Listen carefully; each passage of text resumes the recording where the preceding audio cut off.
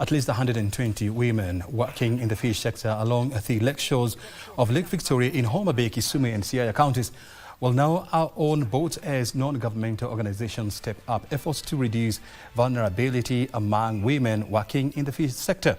Women in the sector have in the past been subjected to sexual exploitation by boat owners and fishermen as they scramble for the dwindling fish stocks in the lake. We thank you for the gift of provision, those who donated the boat to the community. At Sangorota Beach in Kisumu County, members of Sangorota Women Group say a prayer before a historic moment happens. They gently push their newly acquired boat into the lake. Juu itatusaidia hatukuwa na venye watoto walikuwa wanaweza soma. Saizi tutapata venye watoto wataenda shule.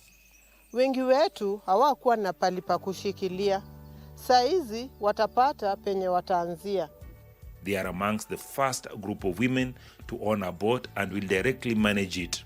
The economic activities in this community are very limited, and fishing is a backbone of the economy in this area because of the perennial flooding that happens here and the other climatic changes that have also occasioned a number of challenges in this community. What does that mean for a woman in this community? It means that their main economic mainstay is to be involved in either being the woman who buys fish here, sells it out there, or one way or the other involved in the fish trade. They are also amongst the first group of women who will now have powers on fish stocks fished from the lake and who to sell to, breaking long-bound traditional chains that have for years condemned them to sexual exploitation from men. We had a discussion together with our donor, and it was like, how can we empower the women not to be lured by people in exchange of sex. With dwindling fish stocks, women in the trade had to give in to sexual advances from fishermen who own boats and do fishing at night.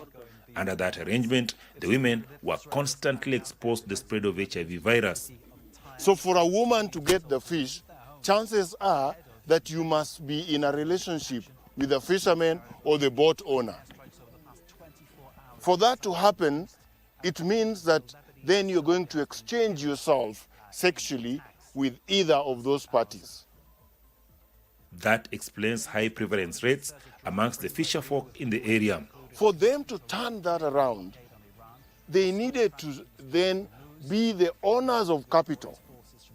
So instead of them befriending the owner of the boat, they own the boat. Geno Community Development Initiative, the organization providing boats, say they are working closely with the beach management units across the region to ensure women are not exploited or harassed by men who will be employed in their boats.